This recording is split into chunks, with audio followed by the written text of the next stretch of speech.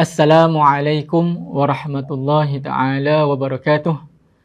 Bismillahirrahmanirrahim. Alhamdulillahirabbil alamin wassalatu wassalamu ala asyrafil anbiya'i wal mursalin sayyidina Muhammadin wa ala alihi wa sahbihi ajma'in.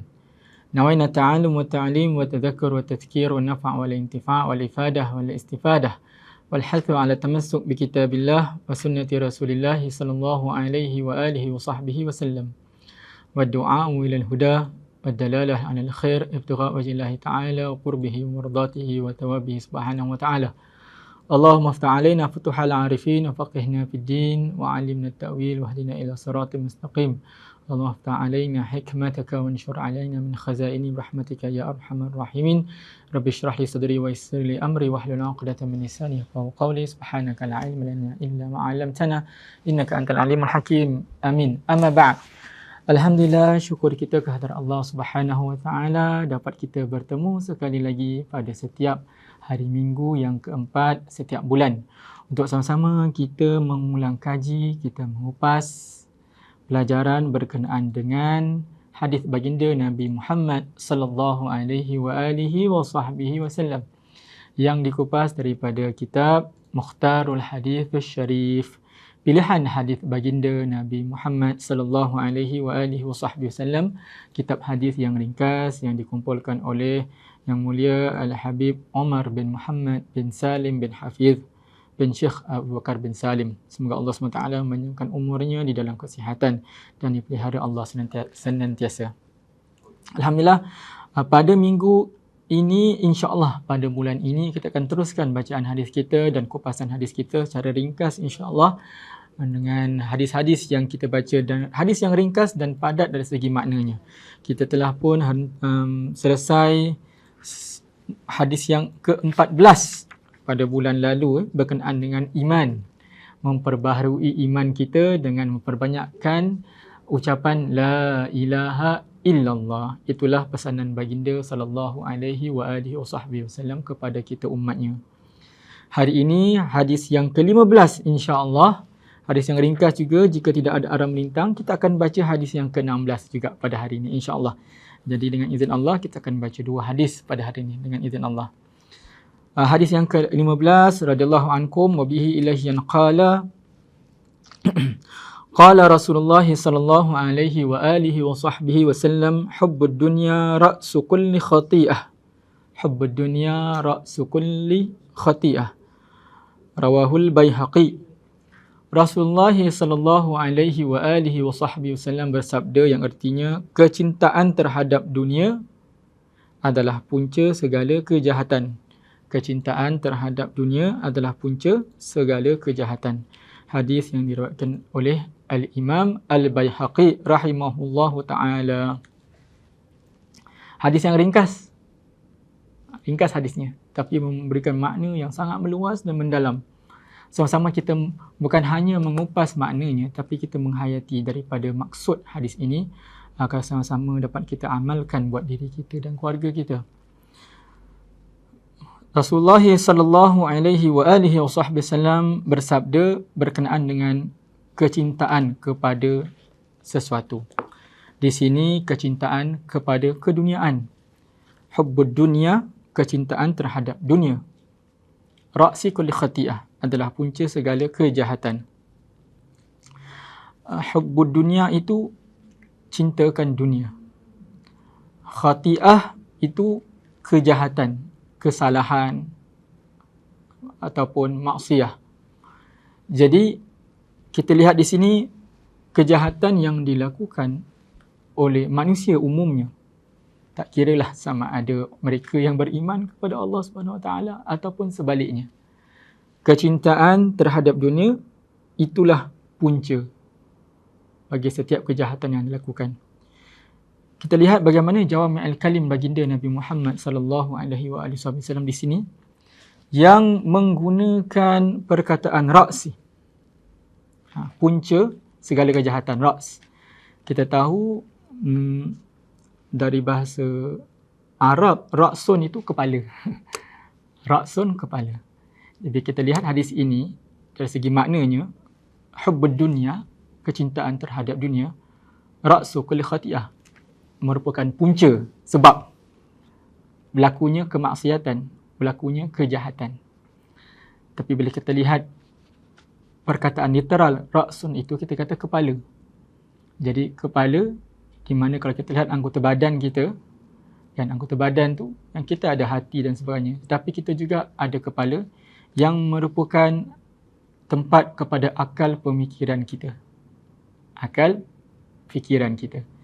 Jadi kebiasaannya manusia ini dia akan melakukan perkara mengikut akal fikirannya. Apa yang dia faham, apa yang dia mengetahui, yang tersimpan di dalam akal fikirannya. Jadi kita lihat di sini ra'sun, kepala, ataupun dari segi makna hadis, punca. Jadi punca seseorang itu kerana apa yang dia fikirkan di dalam fikirannya. Bukan hanya cinta kepada dunia, tetapi dari segi pemikirannya itu, dari segi pandangannya, dari segi mindsetnya kepada dunia tersebut.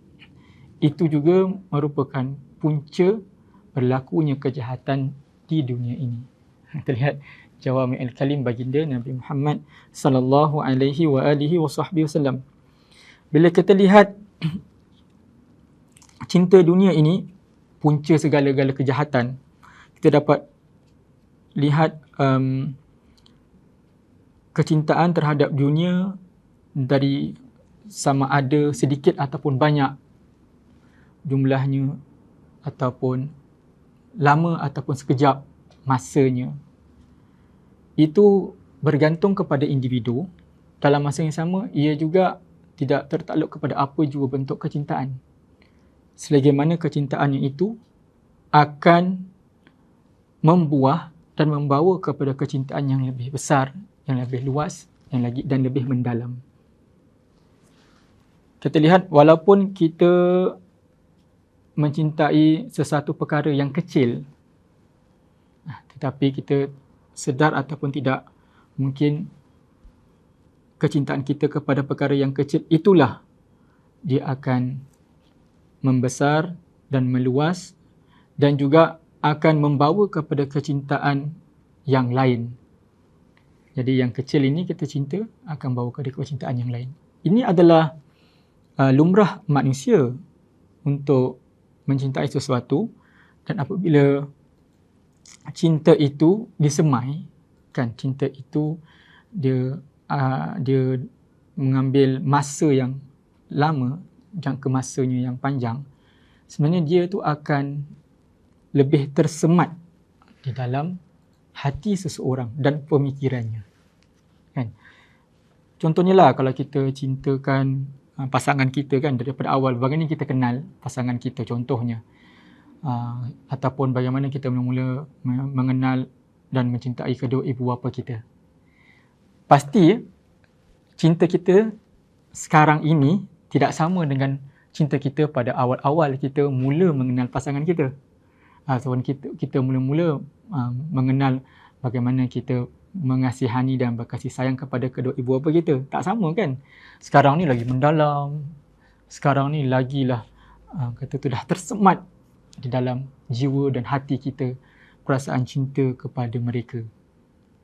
Jadi awalnya tidak begitu. Mungkin awalnya kita hanya kenal pasangan kita, kita ada perasaan terhadap mereka dan sebagainya, kan. Jadi kita dah kenal hati budi, kita dah bersama saban tahun. Jadi tersemailah cinta itu, dan cinta itu membuahkan lagi perasaan yang lebih mendalam kepada pasangan kita. Itu lumrah manusia begitu. Jadi sebab itulah kenapa cinta kepada dunia itu, ianya boleh menjadi punca kepada kejahatan, kerana ia boleh membawa kepada perkara-perkara yang lain. Kita lihat bagaimana para umat yang terdahulu. Kita lihat bagaimana umat-umat yang terdahulu, mereka hancur, mereka dimusnahkan kerana kecintaan mereka kepada dunia secara umumnya. Kita lihat bagaimana para Fir'aun contohnya, bagaimana Fir'aun contohnya dihancurkan oleh kaumnya, dimusnahkan oleh Allah Subhanahu Wa Taala kerana cintanya kepada kuasa, cintanya kepada keduniaan, cintanya kepada ingin memiliki harta dunia yang banyak. Bagaimana kita lihat lebih jauh lagi, iblis juga hancur musnah kerana cintanya kepada keduniaan. Di antara bentuk cinta iaitu cinta kepada pangkat dan harta. Dia rasa dia lebih tinggi pangkatnya daripada Sayyidina Adam AS untuk iblis sujud kepadanya. Jadi di situlah punca kejatuhan iblis di situ. Bukan hanya kerana keangkuhannya, bukan kerana kesombongannya, tetapi keangkuhan dan kesombongan itu ianya lahir daripada cintanya kepada keduniaan, cintanya kepada pangkat dan kepada harta. Ini adalah punca kejatuhan iblis pada masa itu. Kita lihat yang kita sebutkan sebentar tadi, sebenarnya lumrah manusia untuk ada perasaan cinta, dan juga lumrah manusia juga untuk merasakan kecintaan itu kepada kebendaan dan keduniaan secara umum. Jadi ini bukan perkara yang orang kata tu tidak logik lah. Sebab Allah SWT berfirman juga bahawasanya zuyina linnas hubbus syahawat wan nisa. Sesungguhnya Allah SWT telah menghiasikan manusia itu kepada ada syahwatnya dan juga kepada wanita dan juga kepada harta benda. Ini adalah lumrah semula jadi manusia diciptakan, ada mempunyai keinginan dan hawa nafsu mereka. Akan tetapi datangnya Islam itu untuk membantu kita apabila kita beriman kepada Allah Subhanahu Wa Taala untuk mengekang syahwat tersebut, untuk mengekang hawa nafsu kita, untuk bantu untuk melindungi, untuk bantu untuk kita merawat nafsu kita agar tidak jatuh terjerumus ke dalam perkara yang dilarang oleh Allah Subhanahu Wa Taala. Jadi kita lihat di sini, tak salah jikalau kita ingin mengejar kepada keduniaan, tetapi kita nak kena faham bahawasanya ianya bukanlah semata-mata tujuan kita di dalam dunia ini. Apabila kita melihat firman Allah Subhanahu Wa Taala berkenaan dengan tujuan, Allah Subhanahu Wa Taala menciptakan kita manusia adalah untuk menyembah Allah Subhanahu Wa Taala. Seperti firman Allah Subhanahu Wa Taala, "Wa ma khalaqtul jinna wal insa illa liya'budun." "Wa ma khalaqtul jinna wal insa illa liya'budun." Tidak aku ciptakan jin dan manusia adalah melainkan beribadah kepada Allah Subhanahu Wa Taala. Jadi kita ada tujuan kita, kenapa kita ada di muka bumi ini sebagai seorang hamba, sebagai ciptaan makhluk kepada Sang Pencipta Allah Subhanahu Wa Taala. Dan tidak salah untuk kita, orang kata tu, untuk merasai kelazatan dan kenikmatan yang ada pada dunia, yang disajikan dunia ini. Tidak menjadi kesalahan. Akan tetapi menjadi kesalahan apabila ianya menjadi tujuan kita, bukan menjadi sebab untuk kita sampai kepada tujuan kita. Itu yang menjadi beza, itu yang menjadi kayu ukuran di sini. Jadi mereka yang inginkan pangkat yang tinggi, mereka yang inginkan kemewahan, menginginkan kekayaan, mereka yang inginkan pangkat dan harta sebagainya, mereka yang inginkan kekuasaan dan sebagainya, mereka yang inginkan pasangan, itu adalah satu lumrah dan fitrah. Akan tetapi bukan itulah semata-mata tujuan kita untuk hanya berpasangan di dunia, untuk hanya menyintai manusia semata-mata, untuk hanya mengejar pangkat dan harta semata-mata. Tetapi kita jadikannya itu sebagai kita punya jambatan kepada beribadah dan menuju kepada Allah Subhanahu wa Ta'ala.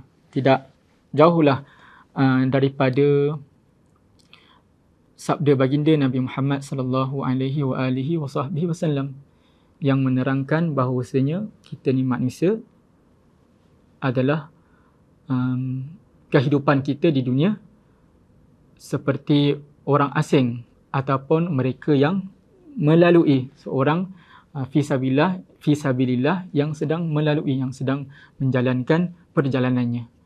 Sabda Rasulullah SAW, kun fid dunya ka'annaka gharibun aw abir sabil. Jadilah kamu seperti dunia ini, hiduplah kamu di dalam dunia ini seperti kamu gharib, orang yang asing, aw abir sabil, orang yang sedang melalui perjalanan. Gharib ni, asing ni maknanya apa? Kalau kita lihat orang asing ni, dia tidak akan rasa betah, tidak akan rasa dia nak senang pada keadaannya tu. Kerana apa? Dia bukan dia tidak akan menetap di tempat tu untuk jangka masa yang panjang ataupun selama-lamanya. Dia orang asing yang datang ke kawasan tersebut hanya kerana ingin, mungkin dia ada tujuan untuk mencari rezeki, mencari nafkah kepada keluarga dan sebagainya, kan? Kita lihat suasana ni. Ataupun orang yang abir sabil, orang yang sedang melalui dalam perjalanan, contohnya orang musafir lah, orang yang traveller, yang travelling. Itu bukan tujuannya untuk berada di tempat tersebut untuk jangka masa yang panjang. Jadi apa yang kita lihat, persiapan mereka pada tempat tersebut bukanlah persiapan yang begitu terlalu fokus dan ditumpukan sepenuhnya untuk berada di tempat tersebut. Kita dapat lihat, kalau orang yang pergi travel, mestilah dia tak bawa banyak barang, kan? Dia travel, kan? Jadi semuanya is a travelling size. Semua peralatannya itu adalah untuk mencukupkan dia untuk berjalan. Dia berjalan, untuk dia melalui perjalanannya. Jadi itu adalah maksud hadis yang kita bacakan sebentar tadi ini, yang membawa maksud berkenaan dengan hubbud dunya ra'sukul khati'ah. Cinta kepada dunia adalah punca segala kejahatan. Kita lihat bagaimana juga kejatuhan manusia itu, kejatuhan kita ini adalah punca cinta kita kepada dunia. Banyak sekali contoh yang kita boleh berikan, seperti umat-umat yang terdahulu, hatta iblis. Hatta kita lihat di sini, ianya tidak hanya dikhususkan kepada mereka yang beriman saja, tidak, ataupun tidak beriman sahaja, tidak. Dinamakan manusia. Manusia ini, jikalau dia inginkan kekayaan atau inginkan keduniaan semata-mata, ia juga menjadi punca, boleh menjadi punca kepada kejatuhan orang tersebut kerana terlalu cintanya kepada dunia. Jadi dia peribahasa Melayu, kita lihat, saya tak tahu peribahasa ke bukan, tapi memang ni ada di antara orang kata tu kata-kata hikmah lah yang saya belajar daripada guru-guru saya dan juga orang-orang yang lebih senior daripada saya yang selalu mengajar kita, kan. Saya rasa mungkin di luar sana penonton pun mungkin pernah mendengar kata-kata hikmah ini ataupun peribahasa ini yang berkata dunia dikelek, akhirat dijunjung. Kan, dunia dikelek ataupun dunia tu dikelek maknanya dikepit, akhirat dijunjung. Akhirat dijunjung maknanya dijunjung di atas kepala kita. Dunia dikelek, yakni dunia dikepit dekat di bawah kita punya tangan ni, kita punya ketiak kita. Akhirat dijunjung, terletak di atas kepala kita. Guru saya pernah tak bertanya pada waktu itu, kamu fahamkah? Faham tak kamu semua kenapa diibaratkan seperti berikut? Kenapa dunia itu harus dikelek? Kenapa akhirat itu harus dijunjung? Jadi kita lihat macam ni, kan, kita lihat perbuatan saya ni, kan, kita lihat bagaimana dunia itu kita dikepit, kan, di bawah lengan kita, dan akhirat itu kita dijunjung, diletakkan di atas kepala kita. Jadi guru saya bayangkan kalau kita bawa barang, kalau kita bawa barang, okay, kita ada apa barang ni kita letak atas kepala dengan yang kita kepit. Okey. Jadi bermakna apa? Makna barang yang di atas ni lebih berharga daripada barang yang kita kepit. Sebab apa? Sebab kalau barang yang di atas ni, jika ianya kita rasa barang kat atas ni dah nak jatuh, kita lepaskan tangan kita yang kiri ni, barang yang kita gendong, yang kita kepit, dan kita gunakan kedua-dua tangan kita untuk pegang barang yang ada di atas kepala kita.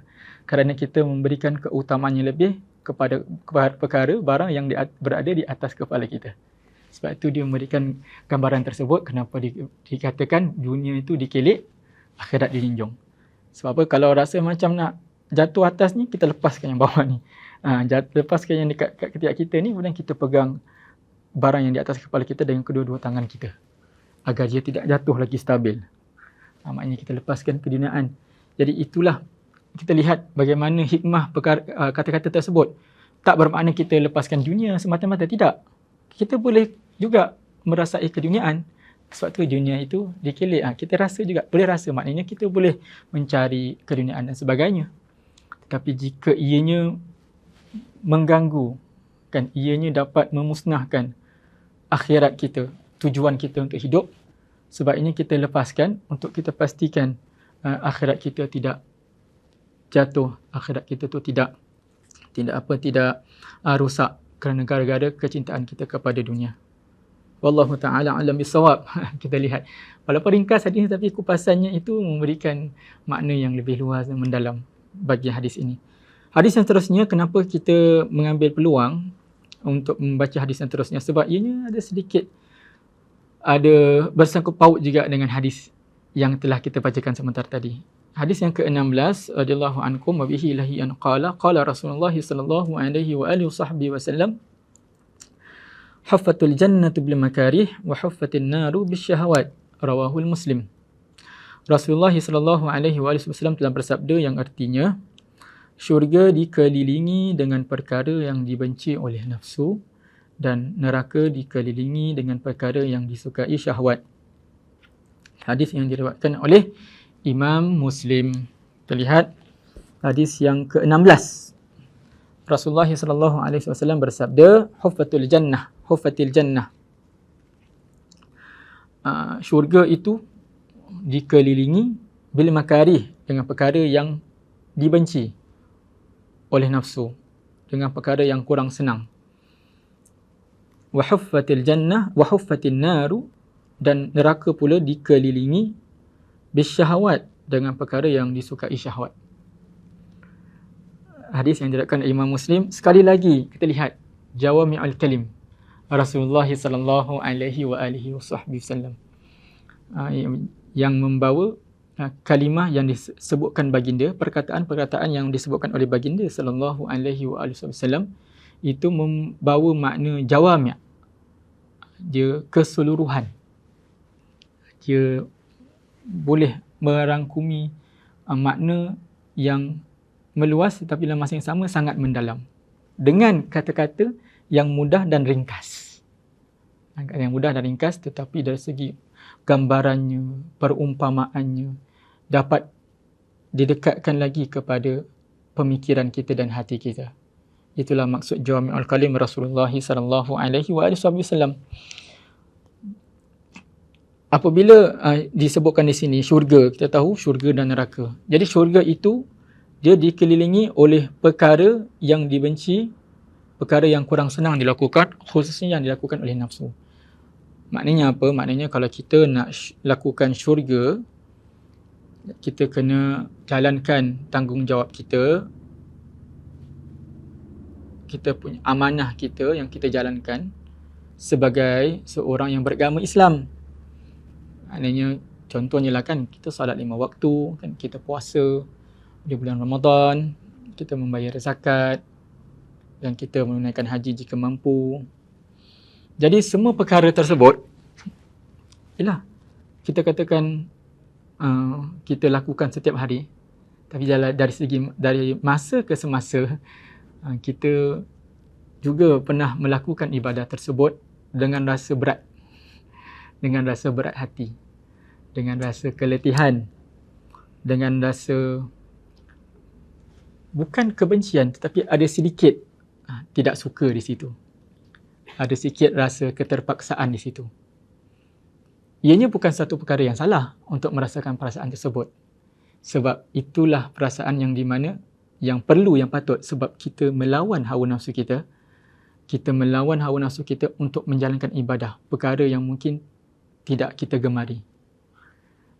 Lebih lagi apabila kita dah penat kan, kita dah penat bekerja seharian ataupun kita keletihan, kita rasa ngantuk. Kita teringat, oh aku lagi belum solat isyak lagi. Oh rasa berat Allah, aku belum solat isyak ni, ya Allah, aku dah penat kerja dah balik ni, aku nak tidur ni, aku dah makan, nak solat isyak. Walaupun kita lakukan, kita paksa diri kita, ni tanggungjawab aku. Kita jalankan tanggungjawab kita. Kerana itu adalah amanah kita sebagai orang yang beragama Islam. Kita jalankan juga solat isyak tersebut. Tapi ada rasa berat di situ, ada sedikit berat di situ. Walaupun dengan kita paksa diri kita. Alhamdulillah, kita dapat memaksakan diri kita. Jadi itulah yang dimaksudkan oleh baginda sallallahu alaihi wasallam. Kebanyakannya ibadah yang kita lakukan itu, kebanyakannya itu tidak disukai oleh hawa nafsu. Dibenci oleh hawa nafsu tersebut. Kerana bukan satu perkara yang senang dilakukan ataupun mudah untuk dirasakan ataupun untuk disukai secara umumnya. Walaupun kita katakan, kita ni patut mencintai ibadah, kita patut merasakan kelazatan beribadah. Namun hakikatnya kita tanya betul diri kita. Adakah kita telah mencapai maksud tersebut? Menikmati kelazatan beribadah, merasakan keindahan kita meminta kepada Allah Subhanahu Wa Taala, mentaati Allah Subhanahu Wa Taala. Secara jujurnya lah saya kata. Kan ini secara umumnya, dan itu bukanlah satu perkara yang salah. Kita tak dapat nak rasa ataupun satu perkara yang mustahil pun. Maknanya tidak mustahil. Boleh kita merasakan kelazatan beribadah dan menikmati keindahannya. Yang seperti mana telah dirasakan oleh para orang-orang yang soleh, para ulama kita yang terdahulu dan sekarang. Boleh dirasakan, bukan perkara yang mustahil. Tetapi sebab itu selalu ulama, ustaz berpesan, guru kita berpesan, perlukan mujahadah. Kita perlu bermujahadah di situ. Kita kena kerja keras, kena kuat. Contohnya juga, bila kita mula-mula sekali kita diajar untuk mendirikan solat. Dirikan solat, mak ayah ajar kita solat. Lepas tu mak ayah ajak kita solat sama-sama. Mak ayah pastikan kita solat. Kita melakukan solat. Kadang-kadang tu ada juga masa tu kita rasa solat tu bukan sebab kita solat tu sebab kita nak, tapi sebab mak ayah kita suruh solat. Jadi kita terpaksa buat sebab bukan mak ayah kita. Itu bukan satu kesalahan pun, sebab memang tu adalah di antara cara-cara pendidikan kan. Cara-cara pendidikan daripada awal. Tapi maksudnya di sini adalah rasa kurang senang di situ kan, rasa ada keterpaksaan di situ. Rasa ada sedikit kebencian, tapi bukanlah kebencian yang betul-betul yang sejati, yang betul-betul membencikan ibadah, tidak. Tetapi kerana apa? Kerana ianya satu perkara yang tidak disenangi oleh nafsu dan syahwat manusia. Ini lumrah manusia sebenarnya. Kan? Jadi begitulah keadaan kita sekarang. Dan begitulah ibadah kita di muka bumi ini akan selalu dikelilingi oleh perkara-perkara yang sukar. Kita akan melalui rintangan. Bukan mudah. Jadi itu adalah jawami'ul kalim Rasulullah SAW. Dia mengatakan hufatul jannah bil makarih. Syurga ni dikelilingi oleh perkara-perkara yang kurang senang, khususnya oleh syahwat kita, yang dibenci oleh syahwat dan nafsu kita. Sebaliknya pula, hufatul jannah bil makarih. Neraka dikelilingi dengan perkara yang disukai syahwat. Hufatul jannah bil makarih. Maknanya senang cakap tu buat dosa lah. Buat dosa ni memang perkara yang senang dilakukan lah. Tak bermakna patut dilakukan. Tidak bermakna harus dilakukan. Tapi memang hawa nafsu seseorang manusia tu dengan secara semula jadinya tu sukakan kesenangan. Sukakan nafsu syahwatnya itu merasakan nikmat. Merasakan nikmat. Saya ambil mudah saja, kan contoh seperti kita hawa nafsu kita untuk makan. Kita kan ada hawa nafsu untuk makan, dan syahwah, sebahagian daripada syahwah juga adalah kepada keduniaan, kebendaan, dan di antara contohnya kepada makanan. Bagaimana hawa nafsu kita untuk kita makan. Kan, jadi kita ni, mana lagi orang Melayu ni kan suka makan, kita ada bermacam-macam lauk, pauk dan hidangan yang kita ada. Jadi kita ni betul-betul enjoy lah kita betul-betul menikmati sesi apabila kita makan. Ada ke orang yang tak menikmati, dia tak enjoy sesi dia bermakan, waktu dia ruang untuk dia makan tu. Saya rasa kuranglah mungkin ada segelintir yang mungkin tak suka makan, dia tak ada selera untuk makan, tapi kebanyakannya tu memang lagi-lagi makanan yang kita nak sangat makanan aku rasa aku dah lama tak makan ni. Dah lama aku tak makan nasi sambal goreng contohnya. Dah lama aku tak pergi restoran tu makan nasi padang dia sedap ni. Bila kita dah dapat ke sana, kan kita dapat beli, dapat makan, kita rasa nikmat. Rasa nikmat kita makan tu. Sekarang ni, kalau sekarang ni zaman kafe-kafe kan, rasa pergi kafe ni beli cupcake ke, beli kek-kek ke, beli roti-roti yang sedap kan, kita rasa nikmat. Rasa nikmat bila kita makan tu. Rasa ada kepuasan kat situ. Disenangi oleh hawa nafsu dan syahwat kita. Ini bukan benda yang kata tu yang pelik kan? Tidak, dia memang lumrah manusia tu. Syahwatnya tu rasa terhibur dengan perkara-perkara yang berbentuk hiburan atau perkara yang disenangi oleh hawa nafsu dan syahwatnya. Akan tetapi ianya juga kita dapat lihat, ianya juga merangkumi segala kejahatan dan kemaksiatan. Ianya juga disenangi oleh hawa nafsu dan syahwat apabila dilakukan perbuatan maksiat tersebut. Na'udzubillah min dzalik. Jadi sebab itu bila kejahatan-kejahatan, orang yang berjudi, orang yang meminum minuman keras, na'udzubillah, yang berzina, yang mencuri dan sebagainya, kejahatan-kejahatan ini sebenarnya disenangi oleh hawa nafsu dan syahwat apabila dilakukan kejahatan tersebut. Jadi sebab itulah neraka itu dikelilingi oleh perkara tersebut. Perkara-perkara yang disenangi oleh hawa nafsu dan syahwat kita. Jadi sebab itu kita ada memang hidup kita ni bagaikan kita sebutkan awal tadi kan, bagaikan apa? Bagaikan orang yang hanya melalui lalang sajalah, orang yang bermusafir. Kita jadikan kehidupan kita jalan sebegitu, ataupun orang yang asing. Kerana orang yang asing ni dia tak akan nak enjoy lebih-lebih kan. Dia tak ada rasa aku nak perlu rasa kepuasan tempat ni, aku perlu menikmati tempat ni, aku perlu merasakan.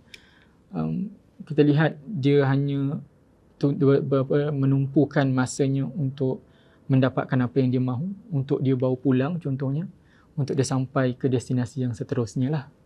Kebanyakan gitu. Jadi walaupun dia mungkin dapat merasakan kenikmatan sedikit, memanglah takkanlah tak dapat merasakan kenikmatan sama sekali kan, tapi itu bukan tujuannya. Dan kenikmatan tu bukanlah satu perkara yang dia betul-betul mencari. Mungkin dilakukan sebagai untuk meringankan ataupun untuk menyenangkan hatinya, untuk menyenangkan dirinya dalam perjalanannya sebagai musafir ataupun orang asing di kawasan tersebut. Tapi itu bukan tujuan dia semata-mata. Dia nak teruskan perjalanannya. Dia tak jadikan kenikmatan itu sesuatu yang dia perlu cari untuk memuaskan hawa nafsu dan syahwatnya semata-mata. Jadi itulah yang disebutkan di dalam hadis 16 ini, yang di mana kita sebutkan dia ada sangkut paut dengan hadis yang sebelumnya yang kita baca. Jadi wallahu taala alam bisawab. Semoga Allah Subhanahu wa taala, kita berdoa kepada Allah menjadikan kita hamba-Nya yang bersyukur kepada Allah Subhanahu wa taala, hamba-Nya yang tidak hidup di dalam dunia ini semata-mata untuk mencari kepuasan kepada hawa nafsu dan syahwat kita semata-mata, dan kita menjadikan kehidupan kita di dunia ini untuk beribadah, mentaati Allah Subhanahu wa taala, mencari keridaan Allah Subhanahu wa taala. kita mahukan hidup kita ini mahukan Allah Subhanahu Wa Taala. Maksudnya kita mahu diri kita ni sampai kepada Allah Subhanahu Wa Taala, dapat bertemu kepada Allah Subhanahu Wa Taala, dapat bertemu sang pencipta kita Allah Subhanahu Wa Taala. Itulah tujuan kita semata-mata di dunia ini, insya-Allah. Kita berdoa kepada Allah Subhanahu Wa Taala untuk memudahkan kita juga istiqamah dalam mujahadah kita, istiqamah dalam usaha kita. Moga Allah Subhanahu Wa Taala melindungi kita, rahmati kita, menjauhi kita daripada segala wabak, bala, bencana dan musibah, dan juga kepada keluarga kita dan seluruh umat manusia di mana juga mereka berada. Dan insya-Allah Allah Subhanahu Wa Taala meridai kita dalam kita mencari keridaan Allah. Allah Subhanahu Wa Taala mengurniakan keridaan kepada kita. Amin ya rabbal alamin, insya-Allah. Alhamdulillah, syukur kita kepada Allah Subhanahu Wa Taala. Kita akhiri sesi kita pada hari ini dengan wabillahi taufiq wal hidayah. Wassalamualaikum warahmatullahi taala wabarakatuh.